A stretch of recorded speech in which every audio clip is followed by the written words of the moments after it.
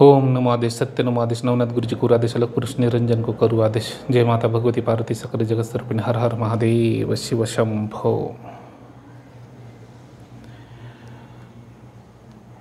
आज मी जेवढे पण नाथ भक्त आहेत किंवा नाथ संप्रदायाचे साधक आहेत किंवा साध्वी आहेत, कानिफनाथ महाराजांना घन रूपात कशा पद्धतीने तुम्ही प्रकट केलं पाहिजे, कशा पद्धतीने प्रकट करू शकता, कसं नाही हे तुम्हाला सविस्तरपणे सांगतोय। तुम्ही ध्यानपूर्वक नीट ऐका।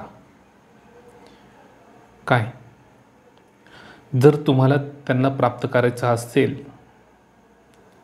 ज्यावेळेस कानिफनाथांना तुम्हाला प्राप्त करायचं असेल, त्यांची सिद्धी प्राप्त करायचं असेल, तर काय करायचं, ध्यानपूर्वक तुम्ही ऐका। कानिफनाथांचे गुरु कोण आहे हे तुम्हाला माहिती आहेत, साक्षात जालिंदरनाथ। आणि जालिंदरनाथांचे गुरु कोण आहेत, दत्तगुरु। अत्रि ऋषी आणि सती अनुसया माताचे सपुत्र दत्तगुरु, लक्षात ठेवा। आणि त्यांचे शिष्य आहेत जालिंदरनाथ, आणि जालिंदरनाथांचे शिष्य आहेत कानिफनाथ महाराज। तर कानिफनाथ हे महाराज जे आहेत ते तुम्हाला कोण प्रकट करून देऊ शकतं, किंवा कानिफनाथ महाराजांना घन रूपात तुम्हाला कोण प्रकट करून देऊ शकतं, ती साधना कशी आहे ते ध्यानपूर्वक तुम्ही ऐका। ज्यावेळेस कानिफनाथांना तुम्हाला प्रकट करायचं असेल, त्यावेळेस तुम्ही अरण्य रान बघा, डोंगर बघा, किंवा औदुंबराचं झाड बघा। औदुंबराचं झाड बघितल्यानंतरून तिथं त्या औदुंबराच्या झाडाला दत्तगुरु म्हणजे त्या साधकांनी दत्तगुरु मानून त्यांना त्यांची पूजा करून, परमगुरु म्हणून त्यांची पूजा वगैरे करून तिथं त्यांना श्रीफळ वगैरे अर्पण करायचं, आणि पंचामृत वगैरे त्यांनी अभिषेक वगैरे करायचं, सुगंधित अत्तर वगैरे जे असेल ते तिथं अर्पण करायचं, आणि तिथं त्या रानामध्ये 11 अगरबत्ती लावायचे। आणि त्यानंतर समोर एक हवन यज्ञ बनवायचा। हवन यज्ञ बनवल्यानंतरून त्या हवन यज्ञामध्ये अग्नी प्रज्वलित करायचा। तर तिथं हवन कुंड तुम्ही ज्यावेळेस बनवसाल त्यावेळेस तुम्हाला 5 कळसाची स्थापना करावी लागेल। तर 5 कळस कुठले आणि कसे हे लक्षात ठेवा, की 5 कळस 5 घटाच्या बाजूला तुम्हाला ठेवायचे, आणि एक तुम्ही बसताय तो 5 जो आहे एक तुमच्या समोर असला पाहिजे, आणि 5 त्या घटाच्या समोर असलं पाहिजे, 5 कोपऱ्याला। म्हणजे जे काही यज्ञकुंड आहे त्याच्या 4 कोपऱ्याला तुम्हाला 4 घट ठेवायचे। तर त्या घटामध्ये तुम्हाला टाकायचे काय, हळकुंड, सुपारी, 1 रुपया आणि पाणी। पाणी टाकल्यानंतर त्याच्यात अत्तर टाकायचं। अत्तर टाकल्यानंतरून त्या गंगा मात्याला हळदी कुंकुम अक्षदा अर्पण करायचं, आणि जो नारळ आहे त्या नारळाला लाल धागा गुंडाळायचा, आणि त्या मडक्याला सुद्धा लाल धागा गुंडाळायचा गळ्याला 5-5 वेळे, आणि हे 5 कळसांमध्ये टाकायचं। आणि त्यानंतरून त्या 5 कळसांना तुम्ही 5 टिके कुंकाचे अंगठ्याने कुंकू असा चढवायचा, लक्षात ठेवा। ठेवल्यानंतरून त्या अग्नीच्या कडेने तुम्हाला ते 5 कळसची स्थापना करायची। 5 कळसची स्थापना तिथं केली की जो अग्निकुंड आहे तो आहे तसाच चालू ठेवायचा। अग्निकुंड तुम्ही जर आज साधनेला बसणार आहेत तर साधनेला बसण्यापूर्वी काय, जर तुम्हाला खरा गुरु असेल तर गुरु आदेश बोलायचा। तुम्हाला जर खरं तुम्हाला गुरु झाले असेल आणि खरं त्या गुरुला प्रत्यक्षात बोलायचं, गुरु आदेश, आज मी कानिफनाथ महाराजांच्या साधनेला बसतोय, त्यांना घन रूपामध्ये प्राप्त करून देण्यासाठी। आणि गुरु आदेश बोलून दत्त महाराजांची आज्ञा घ्यायची आणि जालिंदरनाथांची आज्ञा घ्यायची। तिथं जे हवनकुंड यज्ञ पेटवलेलं असतं तिथं, मग हवनकुंड यज्ञ ज्यावेळेस तिथं पेटवतोय तिथं तिथं पेटवताना श्री गणेशाचं वगैरे तुम्हाला जर ते विधान दिलं असेलच तिथं जे गुरु तुम्हाला असेल, पण ज्यांना कानिफनाथाची सवारी येते त्यांनी कानिफनाथाला घनरूपात कसं प्रकट करावं त्याच्यासाठी हा व्हिडिओ बनवतोय, तर ध्यानपूर्वक ऐका.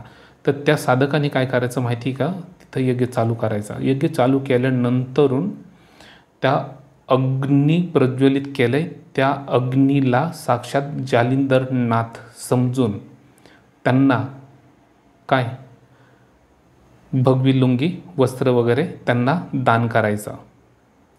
तिथं त्या अग्नीमध्ये त्यांना, आणि एक श्रीफळ त्यांना दान करायचं. लक्षात ठेवा, त्यांना श्रीफळ दान करायचं. 5 प्रकारची जी फळं आहेत ती फळं त्यांना दान करायचं तिथं. आणि 5 प्रकार पंचपक्वानाचं तुम्ही जेवण बनवलं तर चांगली गोष्ट आहे, किंवा 5 प्रकारची फळं तिथं दिली असेल तर चांगली गोष्ट आहे. आणि जर ज्याच्या अंगामध्ये कानिफनाथाची सवारी येते त्यांनी 5 घरं भिक्षा मागून ते जेवण बनवून त्या हवन यज्ञमध्ये जालिंदरनाथाला अर्पित करायचं आहे. कुणाला? जालिंदरनाथाला अर्पित करायचे. ज्याच्या अंगामध्ये कानिफनाथाची सवारी येते त्यांनी अग्नीला गुरु मानून. पण जोपर्यंत तुम्ही घनरूपामध्ये कानिफनाथाच्या विधीला बसलेले आहेत, तर तुम्हाला त्यांना घनरूपात प्राप्त करायचं असेल तर तुम्हाला 11 महिने, लक्षात ठेवा, 11 महिने तुम्हाला हवन यज्ञ चालवावं लागेल. 11 महिने. ह्याच्यामध्ये तुम्हाला तुमच्या भक्ती अनुसार 21 दिवसात सुद्धा प्रकट होऊ शकते, किंवा 5 दिवसातही होऊ शकतं, किंवा 41 दिवसात होऊ शकतं, किंवा 3.25 महिन्यात होऊ शकतं, किंवा 5.25 महिन्यात, किंवा 7 महिन्यात. पण लक्षात ठेवा, खरंच जर तुम्हाला कानिफनाथांना घनरूपात प्राप्त करायचं असेल तर 5 घरं मागून जे तुम्ही आणसाल, जेवण स्वतःच्या हाताने बनवायचं. स्वतःच्या हाताने बनवून तुम्ही जे जेवण आलंय ते तिथं जालिंदरनाथांना हवन यज्ञमध्ये अर्पित करायचा. आणि जो 5वा घट जो तुमच्या समोर मानलेला आहे त्यालाच साक्षात कानिफनाथ तुम्ही समजायचा. आणि त्या घटाला तुम्ही आंब्याची पानंही लावू शकता आणि नागिनीचे पानंही लावू शकता, हे लक्षात ठेवा. आणि त्याच्यावरती तो नारळ ठेवायचा आहे. मग त्यावेळी जर तुमच्याकडं कानिफनाथांचा झोळी चिमटा काय असेल तो तिथं पुढं ठेवायचं आहे तुम्हाला उभा, त्रिशूल काय, किंवा त्यांचं भिक्षापात्र असेल तर. आणि जर त्यांचं भिक्षापात्र तुम्हाला दिलेलं असेल तर त्या भिक्षा पात्रामध्येच त्यांना कानिफनाथाला जे तुम्ही आणलेलं आहे त्या भिक्षापात्रामध्येच वाढायचं त्यांना त्याच्यामध्ये जेवण. आणि त्यांना ते जेवण वाढलेलं ते तुम्ही खायचं आहे, हे लक्षात ठेवा. काय तर ते कसं करायचं कसं नाही हे तुम्हाला सांगतो. ज्या वेळेस तुम्ही कानिफनाथांचे साधण्याला तुम्ही बसताय तिथे, मग तुम्हाला आसन काय असलं पाहिजे हे पण लक्षात ठेवा. जर तुम्हाला खतरनाकची खतरनाक अघोरीसुद्धा प्राप्ती करायची असेल अघोरी, तर त्यावेळेस तुम्हाला घोंगडी ठेवायचे आणि खेळांचा जो आसन आहे तो ठेवायचा आहे, लक्षात ठेवा. खतरनाकची खतरनाक प्राप्ती असेल एक तर खेळाचं आसन त्याच्यावरती घोंगडी काय. मग खेळाचं आसन किंवा तुम्हाला घोंगडी ठेवायचं नसेल तर त्या ठिकाणी तुम्ही कुसाचं आसन ठेवू शकता. कशाचं आसन? कुसाचं. हे लक्षात ठेवा तुम्ही. जर तुमच्याकडं कुसाचं आसन वगैरे काय नसेल तर जे पोतं असतं साखरेचं पोतं ते तुम्ही पोतं घेऊ शकता, हे लक्षात ठेवा. आणि त्या टायमाला तुम्ही तिथं त्या विधानला बसायचं. जर त्या विधानला बसणार आहेत मग तिथं संकल्प करायचा. आणि ते विधानला बसण्यापूर्वी काय करायचं माहिती आहे का, त्या शिवाऱ्यामध्ये ना गाव शिवारचे काही दैवत असतात. काय तो जो आपला गावचा गणपती आहे, ज्या शिवारात तुम्ही विधीला बसलाय तिथं गणपती जो मंदिर असेल त्या मंदिरामध्ये पहिले त्याचा मानपान द्यायचा. आणि त्यांना सांगायचा की मी अमुक विधीसाठी बसतोय, गुरु आदेश आहे अमुक विधीसाठी बसतोय, मला साक्षात घनरूपामध्ये कानिफनाथांना प्रकट करायचे म्हणून तुम्ही मला सहाय्य करा. तिथं बोलायचं त्यांना. त्याच्यानंतरून तुम्हाला काय करायचं माहिती का, गावच्या मारुतीला नारळ घेऊन जायचे. तिथं जसं गणेशला तुम्ही एक नारळ घेऊन गेलात, नारळ शेंदूर दुर्वा लाडू किंवा 5 प्रकारची फळं ते घेऊन जायचे, ते त्यांना तिथं द्यायचे गणेशला. आणि ते दिल्यानंतरून दुर्वा वगैरे त्यांना तिथं दिल्यानंतरून सिंदूर त्यांना चढवायचा आहे, तिथे गणेशला सिंदूर अर्पण करायचं आहे. आणि ते सिंदूर अर्पण केल्यानंतर त्यांच्याकडून ते आदेश घेतलं की मग तुम्हाला तिथं जायचं, तिथून गणेश मंदिरातनं तुम्हाला जायचं डायरेक्ट हनुमान, ज्या तुम्ही गाव शिवारात साधण्याला बसणार आहे तिथं हनुमानकडे जायचं. हनुमंताकडे गेल्यानंतरून तिथं गाव शिवारातला जो हनुमंत आहे त्या हनुमंत भगवंताला सुद्धा काय करायचं, मोतीचूरचे लाडू, फुटाणे, 5 प्रकारची फळं, 5 लवंग, 5 विलायची, गोड विड्याचं पान ते घेऊन जायचं, त्यांना तिथं द्यायचं. त्यांना पण सिंदूर चढवायचं. सिंदूर चढवताना गणपतीला सिंदूर चढवा किंवा तुम्ही मारुतीला सिंदूर चढवा, पायापासून वरती सरळ चढवायचं आहे, वर डोक्याला डायरेक्ट चोळायचं नाही, हे गोष्ट लक्षात ठेवा. तिथं पण मारुतीची आज्ञा घ्यायची. मारुतीची आज्ञा घेतल्यानंतर शिवाऱ्यावरती जायचं. गाव शिवावरती गाडी वाहन असतो. गाव शिवावरती जी गाडी वाहन असतं त्या गाडी वाहनाला तिथं एक नारळ ठेवायचा तिथं, आणि त्याला बळी स्वरूपामध्ये एक अंड ठेवायचं तिथं, आणि त्याला तंबाखू सिगरेट द्यायचं तिथं ठेवून, त्याला तंबाखू आणि सिगरेट ठेवायचं तिथं. आणि प्रत्येक ठिकाणी मारुतीला 5 अगरबत्ती लावायचं, गणपतीला 3 अगरबत्ती लावायचे, आणि गाव शिवाऱ्यावरचा जो गाडी वाहन आहे त्याला तो अगरबत्ती लावायचा. ते झाल्यानंतरून तुम्ही ज्या रानात साधना करताय त्या रानात तिथं, तर रानामध्ये रानशिवार म्हणजे एक रानवत दैवत असतो, लक्षात ठेवायचा. रानशिवार दैवत तो गाव शिवारचा गाडी वाहन वेगळा आणि रानशिवारचा दैवत वेगळा, त्याला रानवा पण बोलतो, कोणी खैस बोलतो, वेगळे वेगळे प्रकार, ज्याला जसे ते खैस पण वेगळा आहे तो रानवा पण वेगळा आहे, हे एक लक्षात ठेवायचा. तर रानवा दैवत, तर त्याला पण तसंच करायचा. त्याला पण एक बळी स्वरूपामध्ये एक अंड तिथं ठेवायचं त्याला, आणि तिथं अंड वगैरे ठेवून त्याला तिथं एक नारळ, हिरवं निंबू तिथं ठेवायचं, 3 अगरबत्ती लावायचं, एक तंबाखूचा विडा तिथं द्यायचा. तंबाखूच्या विड्याचं लय मोठं महत्त्व आहे, हेच आजपर्यंत कुणाला जो माहिती आहे ना, तो विड्याचं महत्त्व तिथं द्यायचा. ठीक आहे.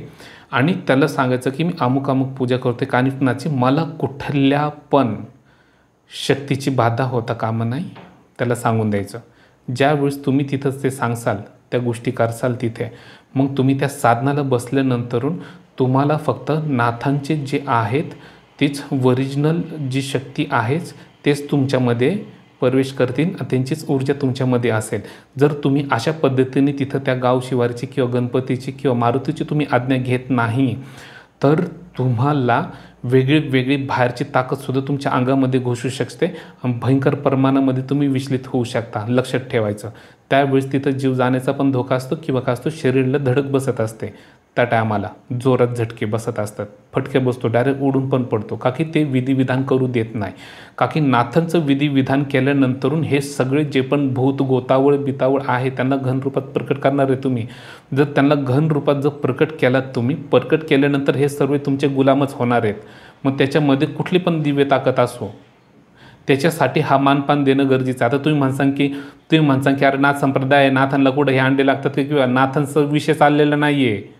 विषय त्या गाव शिवारमध्ये, ज्या शिवाऱ्यामध्ये आपण राहतो तिथे अनेको प्रकारचे जुन्या लोकांनी तंत्रक्रिया करून वेगळे शिवावरती दैवत ठेवलेले असतात. नीट ध्यानपूर्वक ऐका, नाहीतर ना बुद्धिहीन सारखे असे वागू नका की नाथांची साधना करायची तर मग अंड कशाला केलं पाहिजे. मग का तुझा जीव देतो का तिथे? अंड एक पिंड आहे, हा समजलं का? पिंड म्हणजे जीवनदान. स्वतःला तिथं साधण्यामध्ये मरायचं नसन तर त्या 2 ठिकाणी द्या, आणि जर मरायचं असन तर नका देऊ. लक्षात ठेवा. एक गाडी वाहन, गाव शिवारातला गाडी वाहन आणि रान शिवारातला तो रानवा, लक्षात ठेवायचा. तो जंगलाचा बाप आहे तो तिथला. हे गोष्ट कधी पण साधण्यात लक्षात ठेवा. जंगलात साधना करायची म्हणलं की त्याचं भक्ती वेगळी आहे आणि तंत्र साधनामध्ये प्राप्ती करून घेणं ते वेगळं आहे. भक्ती करताना काहीच लागत नाही, काहीच म्हणजे कशाचीच गरज नाही. तुम्ही अंतःकरणामध्ये नामस्मरण करू शकता, पण प्राप्ती करताना नियम आहे, सर्व गोष्टीचे नियमाचे पालन करावं लागतात. हे साक्षात धर्मगुरू मच्छिंद्रनाथांनी सर्वांची स्थापना केलेली आहे. प्रत्येक दैवताला वेगळ्या ठिकाणी स्थान दिलेलं आहे वशमध्ये करून. लक्षात ठेवा. 150 डोके नका चालू. ज्याला करायचं असन त्याला, ज्याला खरंच करायचं असन कानिफनाथांची प्राप्ती, तर त्यांनीच हे विधी करावं. आणि निंदेची पात्र करायचं असेल तर कर्माची फळ भोगायला पण तयार राहा. तुमचं तुम्हीच. माझं काम आहे की जे पण करता ते ज्यांना खरी सवारी आहे ते दिव्य भाषा समजा बोलतात ते ना, दिव्य भाषेपाशीच का तुम्ही थांबलात? डायरेक्ट प्राप्तीपाशीच जा ना. कशी प्राप्ती करायची त्याच्यापाशी जा ना. दिव्य भाषा बोलायला लागलं म्हणून तुम्ही असा अहंकार नका बाळगू की तुम्ही दिव्य भाषा बोलताय म्हणून. अजिबात नाही. हजारो पडलेले दिव्य भाषा बोलणारे काय, पण मी एवढे लोक बघितलेले दिव्य भाषा बोलणे, त्यांनी एकच भाषा येते, एक भाषा सोडून दुसरी येतच नाही. तर तुम्ही माझे व्हिडिओ बघितले तर प्रत्येक दिव्य शक्ती संग वेगळी वेगळी भाषा बोललेलो आहे. आणि त्यावेळेस तर माझ्या अंगात येत नाही. मग असं काय प्राप्ती आहे मला? मग हेच तुम्हाला सांगतोय मी. सत्य ज्ञान, सत्य जाणून घ्यायचं असेल, सत्य प्राप्ती करायची असेल तर हा व्हिडिओ बघा, नाहीतर बघू नका. आणि मग त्या टायमाला तुम्हाला काय करायचं माहिती आहे का? तुम्ही कुसाचं आसन पण घेऊ शकता, घोंगडी घेऊ शकता, पोतं घेऊ शकता काय. मग त्या टायमाला तुम्हाला जे पण विधिविधान असन ते विधिविधानाला तुम्ही तिथं बसणार आहेत. तर सांगून आला सर्वांना की मी अमुक अमुक पूजेला बसतो. त्यांना सांगायचं मी अमुक अमुक पूजेला बसतोय. मग त्यांना तो मानपान वगैरे सर्व देवी देवतांना मानपान दिल्यानंतर ते खुश होतात. तिथे काय होतात? खुश होतात. मग त्या टायमाला ते मानपान तिथं द्यायचं. ते दिल्यानंतर तुम्ही साधनेला बसून घ्यायचं. मग साधनेच्या धोरणमध्ये तुम्हाला काय करायचे? ही ओरिजिनल प्राप्ती करताय.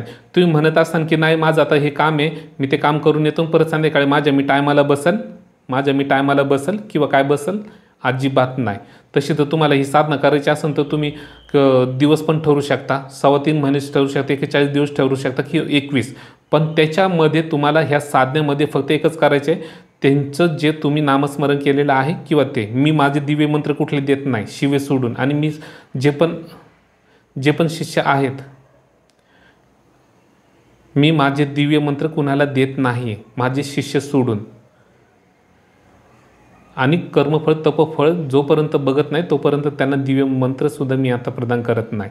दया वगैरे कुणाला करून घेत नाही आता, लक्षात ठेवा.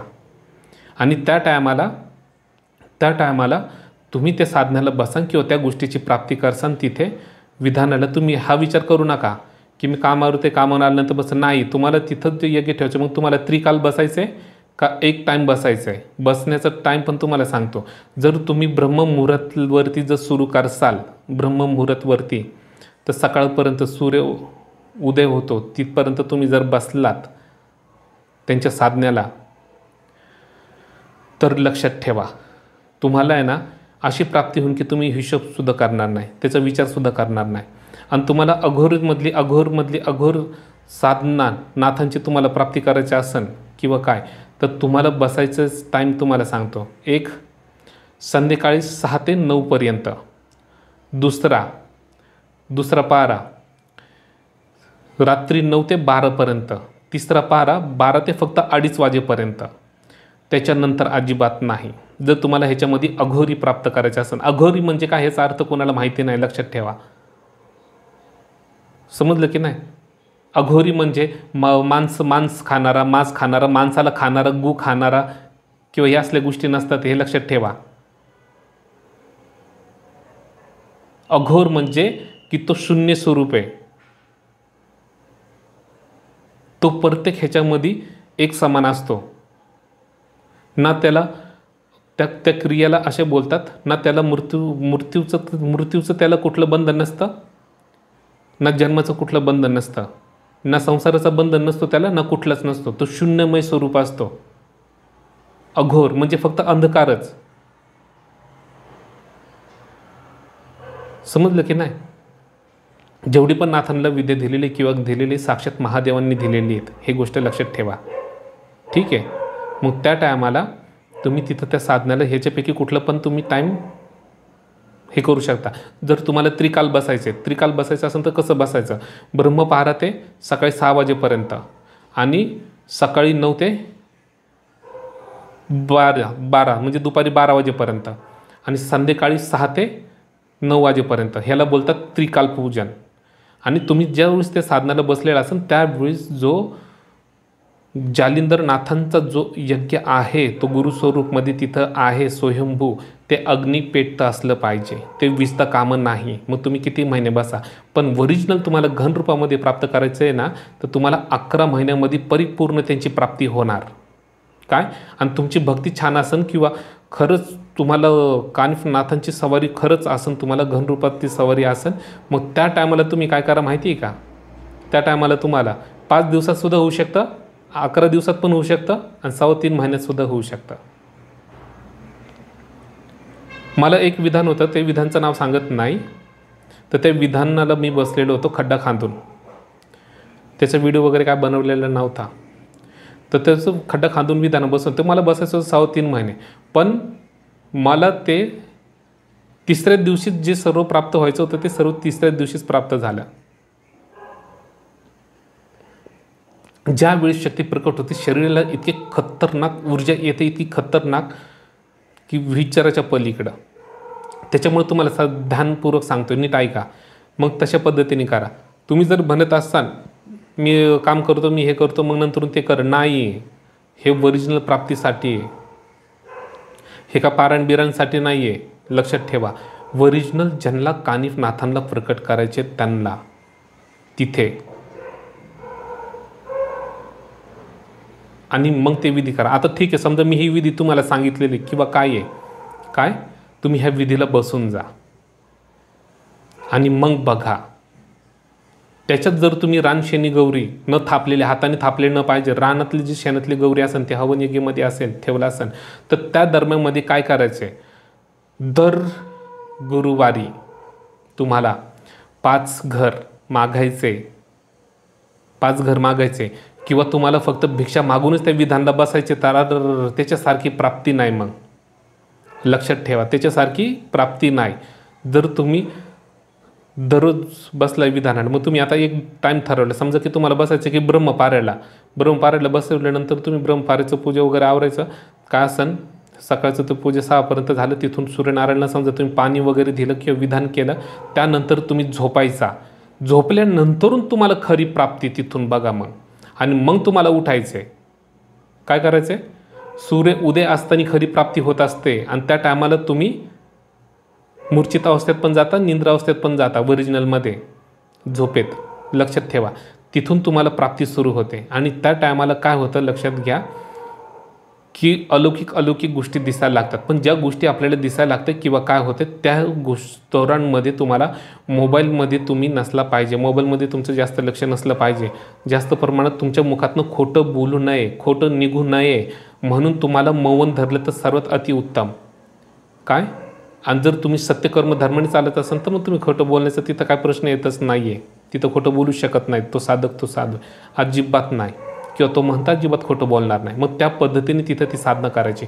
ती साधना केल्यानंतरून तिथे तुम्ही तर करायला सुरुवात केली. मग त्या टायमाला जर तुम्ही दररोज भिक्षा मागताय, दररोज जाऊन भिक्षा मागून आणताय, आणि ते भिक्षा तुम्ही बनवताय स्वतः, बनवून तिथं पहिलं कानिफनाथांना द्यायचं, आणि त्याच्यानंतरून पहिलं तुम्ही काय करायचं, भिक्षा बनवलं कानिफनाथांना पण द्यायचं, आणि कानिफनाथांना देण्याच्या अगोदर जो यज्ञमध्ये साक्षात जालिंदर नाथ आहे, काय कानिफनाथाचे गुरु, त्यांना पहिलं द्यायचं, त्या यज्ञामध्ये टाकायचं, ते जेवण बनवलेलं अर्पण करायचं त्यांना तिथं अर्पण केल्यानंतर, कानिफनाथांना अर्पण केल्यानंतरून ते कानिफनाथाला जे अर्पण केलेलं आहे ते तुम्ही थांबायचं 5-10 मिनटं, आणि तेच अन्न तुम्ही ग्रहण करून टाकायचं. आणि जर तुम्हाला दररोज भिक्षा मागायला जमत नसेल तर आठवड्यातनं एकदा गुरुवारचं तुम्ही तो भिक्षा मागितलीच पाहिजे. आणि भिक्षा मागितल्यानंतर तुम्हाला काय करायचं, तिथं होम हवन यज्ञामध्ये तुम्ही बसतात ब्रह्मपाऱ्याला. मग तुम्ही समजा दुपारचं सकाळचं पूजा वगैरे तुम्ही केलात आणि तुम्ही झोपलात, सूर्य उदयाच्या टायमाला तुम्ही झोपलात वगैरे, आणि त्याच्यानंतरून समजा तुम्ही दुपारचं 12च्या टायमाला तुम्ही उठलात, काय 12च्या टायमाला तुम्ही उठलात, तर भिक्षा जी मागताय, तर भिक्षा मागण्याचा टाईम तुम्हाला सांगतो, सकाळी 9च्या नंतर भिक्षा फक्त 12 वाजेपर्यंतच मागायचे, 12च्या नंतर भिक्षा कुठलीच मागायची नाही, हे लक्षात घ्या. आणि संध्याकाळी कुठलीच भिक्षा मागितली जात नाही, हे पण लक्षात घ्या. सकाळी 9 ते फक्त 12 भिक्षा मागण्याची. मग ते तुम्ही 5 घर मागा, त्या 5 घरामध्ये तुम्हाला जे दिलं ठीक आहे, नाही दिलं तरी ठीक आहे, जेवढं भेटले तेवढंच अर्पण करायचं, जेवढं भेटले तेच खायचं. काय तर अशा पद्धतीने ही साधना करायची. मग ह्याच्यामध्ये तर तुम्ही असं बोललं की ठीक आहे बाबा, मग ह्याच्यामध्ये जो संन्यासी आहे त्यांनीच केलं पाहिजे का? अजिबात नाही. ह्याच्यातलं गृहस्थी व्यक्तीसुद्धा करू शकतो. पण त्या काळामध्ये त्यांनी, प्राप्तीच्या काळामध्ये त्यांनी ब्रह्मचार्याचं पालन करायचं असतं त्या टायमाला, त्या विधानला बसताना. आणि तो संकल्प असतो, त्या गोष्टी काय गोष्टी, तो संकल्प तिथं बोलायचा काय. आणि गृहस्थींना अवघड का जातं? का की कुटुंबक आणि संसाराची जबाबदारी असते, त्याच्यामुळं गृहस्थींना ह्या गोष्टी अवघड जातात. मग ह्या गोष्टी कुणाला आहेत? ज्यांनी नाथांसाठी जीवन अर्पण केलेलं आहे किंवा नाथ संप्रदायातच त्यांनी जीवन अर्पण केलेले आहेत किंवा काय आहेत, आणि खरंच त्यांना त्याच्यामध्ये खरंच प्राप्ती झालेली आहे, सिद्ध झालेले आहेत सर्व गोष्टी, तेच महत्त्वाचं आहे काय. तुम्ही जर बोलता की नाही मी संन्यास घेतले आणि तुम्हाला काय प्राप्ती झाली नाही, मग समजायचं तुम्ही जीवनात काय मिळू शकले नाही. तसल्या गोष्टी मानत नाही मी. प्रॅक्टिकली पण असलं पाहिजे की घनरूपामध्ये. कुठल्या हवाबाजी कुठल्या गोष्टी मला आवडत नाही. मग तुम्हाला जर घनरूपामध्ये साक्षात कानिफनाथांना प्राप्त करायचं असेल तर हे तुम्ही ध्यानपूर्वक नीट व्यवस्थितपणे साधना करा.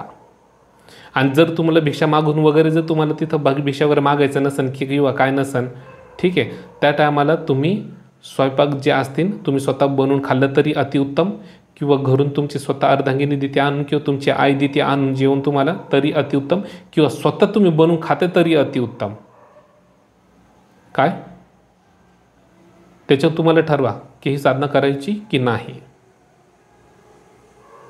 ठीक आहे. पण त्या साधना काळामध्ये तुम्ही ज्यावेळेस दुपारी झोपताय तिथून उठताय, तुमची फक्त एकच असलं पाहिजे की ध्यान धारणा जास्त प्रमाणामध्ये.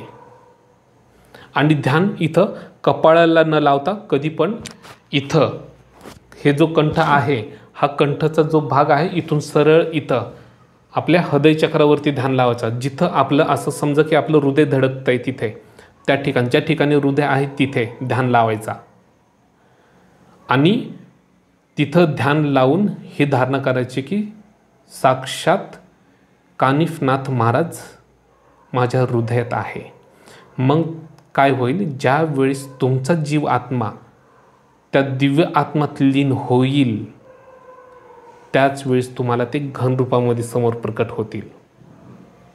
हे लक्षात घ्या. आणि मग बघा नाथांचं सामर्थ्य काय आहे किंवा काय नाही आहे. ओरिजिनल प्राप्ती लोक नकोच म्हणतात. ते अंगात काय घुमून त्यांना काय करायचं काय माहिती. ओरिजिनल प्राप्ती करा ना.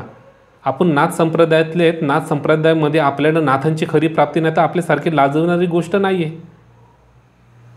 कुणाला खोटं बोलताय मग नाथ संप्रदायामध्ये? आता ठीक आहे, तर लक्षात ठेव, ठीक मी मोठा महाराज झालो किंवा मी घुमतोय मी झालो नाथ संप्रदायामध्ये मोठा महाराज वगैरे झालो किंवा काय झालो, मी खोटं बोलतो किंवा काय करतो, मला प्राप्ती आहे की नाही हे फक्त भगवंताला माहिती.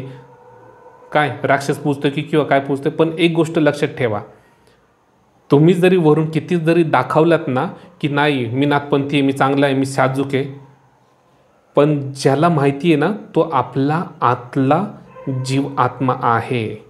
जीव आत्मा आणि अंतर आत्मा जर आपला मान सन्मान करणार नाही